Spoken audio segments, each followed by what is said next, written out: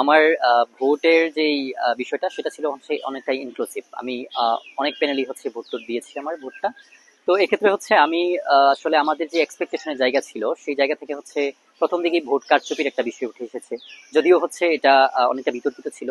তো ওই বিষয়টা থেকে বলতে গেলে ভোটটা হচ্ছে আসলে অনেক ক্ষেত্রে হচ্ছে প্রশাসন ইঞ্জিনিয়ারিং করে থাকলেও এটার কোনো সুস্পষ্ট আমাদের কাছে কোনো এভিডেন্স ছিল না, যার কারণে আমরা ওইভাবে বলতেও পারিনি। যাই হোক, যারা হচ্ছে বিজয়ী হয়েছে তাদের প্রতি আমাদের হচ্ছে পূর্ণ সমর্থন আছে। আমরা তাদের থেকে হচ্ছে অনেক বেশি আশা রাখবো যে তারা হচ্ছে আমাদের জন্য কাজ করবে, তাদের ইশতেহারগুলো বাস্তবায়ন করবে। নির্বাচনের ব্যাপারটাতে যদি আসি, আমার মনে হয় ভোট গ্রহণ প্রক্রিয়াটা আসলে সুষ্ঠুই হয়েছিল, তবে কিছু কিছু কেন্দ্রে যদিও একটু ঝামেলার কথা জানা যায়, তবে আমার মনে হয়েছে ব্যক্তিগতভাবে নির্বাচনটা সুষ্ঠুই হয়েছে, তবে কিছু মেকানিজম এখানে হচ্ছে হয়েও থাকতে পারে আর কি, সেটা সম্পর্কে আমি এখন মানে আমি অবগত নই। আমি আসলে প্রার্থী ছিলাম হচ্ছে ছাত্র দলের প্যানেল থেকে। তো 5 তারিখের পর, 5ই আগস্টের পর আমরা আসলে নতুন একটা বাংলাদেশ পেয়েছি। সেই বাংলাদেশে আমরা তো হচ্ছে এতদিন ছাত্র দলের নেতাকর্মীরা যারা ছিলাম তারা হচ্ছে হলে থাকতে পারিনি।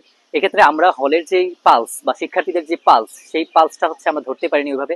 যার কারণে আমরা ওই বিস্তরভাবে কাজ করার যে বিষয়টা, মানে ডাকসুকে কেন্দ্র করে বা ডাকসুকে সামনে রেখে অনেকে কিন্তু ক্যাম্পাসে তাদের পরিচিতি বাড়ানোর একটা সুযোগ পেয়েছে, তারা হচ্ছে কাজ করার সুযোগ পেয়েছে, যে সুযোগটা আসলে আমরা ওইভাবে হচ্ছে পাইনি। তারপরেও আমাদের রেসপন্স খুবই ভালো ছিল।